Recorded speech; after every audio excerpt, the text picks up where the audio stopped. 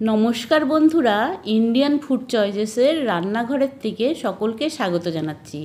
আজ আমি মৌরলা মাছের এক দারুণ টেস্টি রেসিপি নিয়ে এসেছি। আমরা সাধারণত ছোট মাছ বা মৌরলা মাছ দিয়ে বাটি চচ্চড়ি বা ভাজি বা চচ্চড়ি করে থাকি। এরকম যদি আলু, বেগুন, ডাঁটা, ঝিঙ্গে দিয়ে মৌরলা মাছের তরকারি রান্না করে খাওয়া যায় তবে কিন্তু ভীষণ ভালো লাগবে। আমি প্রথমে মাছগুলো কেটে ধুয়ে পরিষ্কার করে নিয়েছি, তারপরে নুন, হলুদ, লঙ্কার গুঁড়ো মাখিয়ে মোটামুটি 5-6 মিনিটের জন্য রেখে দিয়েছি। তারপর মাছগুলো ভেজে নেব। কড়াইতে আমি ভালো করে সর্ষের তেল গরম করে নিয়েছি। তেলটা গরম হয়ে যাওয়ার পর আমি মাছগুলো ভেজে নিচ্ছি। মাছটা বেশ লাল লাল করে ভেজে নিতে লাগবে। উল্টিয়ে পাল্টিয়ে ভালো করে লাল লাল করে মাছটা ভেজে নিয়েছি।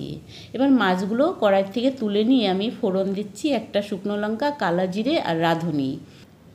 ফোড়নটা এবার নাড়াচাড়া করে ভেজে নিচ্ছি।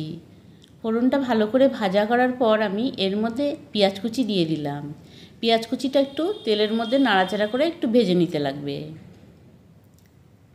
মোটামুটি 2-3 মিনিটের জন্য পেঁয়াজটা একটু লাল লাল করে ভেজে নিয়েছি। তারপর আমি আগের থেকে কেটে রাখা আলু আর ডাঁটা দিয়ে দিচ্ছি। আলু আর ডাঁটাটা আগে একটু দিলাম, কারণ আলু আর ডাঁটাটা একটু শক্ত সব সবজির থেকে, সেই জন্য আলু ডাঁটাটা আগে দিয়ে মোটামুটি 2-3 মিনিটের জন্য খালি তেলেই নাড়াচাড়া করে একটু ভেজে নেব। ডাঁটা আর আলুটা কিন্তু ভালো করে ভেজে নিতে লাগবে, তবে কিন্তু তরকারির স্বাদটা খুব ভালো হবে। দেখুন, আমি ডাঁটা আর আলুটা কিন্তু খালি তেলেই ভেজে নিয়েছি। তারপর আমি এর মধ্যে একটা কাঁচা মশলা দিচ্ছি।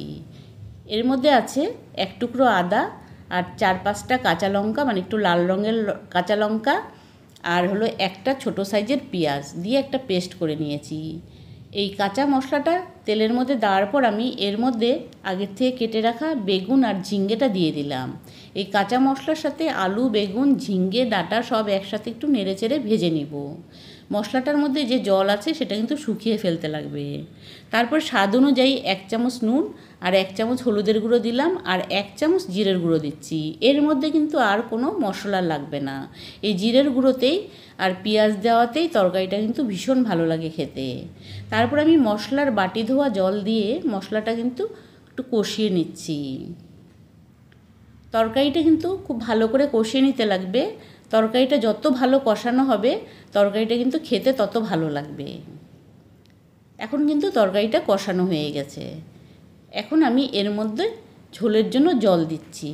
জলটা কিন্তু অল্প দিতে লাগবে, বেশি জল দেওয়া যাবে না, কারণ তরকারিটা একটু মাখো মাখোভাবে রাখতে লাগবে, সেই জন্য ঝোলটা অল্প দিয়েছি।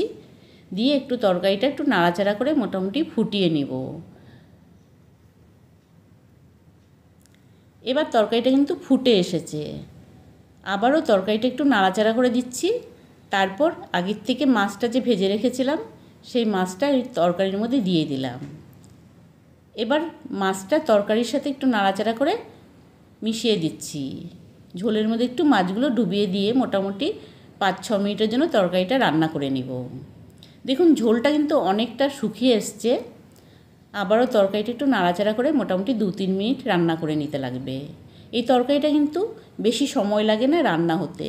দেখুন, তরকারি কিন্তু মোটামুটি হয়ে এসছে, ঝোলটা কিন্তু একটু ঘন হয়ে গেছে। একটু নাড়াচাড়া করে মোটামুটি রান্না করে নিচ্ছি। এবার কিন্তু বন্ধুরা আমার এই রান্নাটা কিন্তু হয়ে গেছে। ঝোলটা কিন্তু একদম শুকিয়ে গেছে। এইটুকু ঝোল ঝোল অবস্থায় নামিয়ে ফেলতে লাগবে, কারণ এই তরকারির ঝোলটা দিয়ে ভাত মেখে খেতে কিন্তু খুব ভালো লাগবে। আর একটু শুকিয়ে ফেললে তরকারিটা কিন্তু খেতে অতটা ভালো লাগবে না, ভাত দিয়ে মেখে খেতে একটু অসুবিধেই লাগবে। দেখুন বন্ধুরা, তরকারিটা রান্না করার পরে দেখতে কি সুন্দর হয়েছে, খেতে কিন্তু দারুণ সুস্বাদু হয়। আমার মতো করে একটু এই তরকারিটা এইভাবে একটু রান্না করে খেয়ে দেখবেন, খুব ভালো লাগবে। তাহলে বন্ধুরা, আজকের আমার এই রেসিপি যদি আপনাদের ভালো লাগে তবে অবশ্যই চ্যানেলটিকে একবার একটু সাবস্ক্রাইব করে দিবেন, সব নতুন বন্ধুদের বলছি। আর রেসিপি যদি ভালো লাগে অবশ্যই একটা লাইক আর কমেন্ট দিতে কিন্তু ভুলবেন না। আজ তাহলে এখানেই রাখছি, আরেক কোনো নতুন রেসিপি ভিডিও নিয়ে আপনাদের কাছে আসব। আপনারা ভালো থাকুন, আপনারা সুস্থ থাকুন।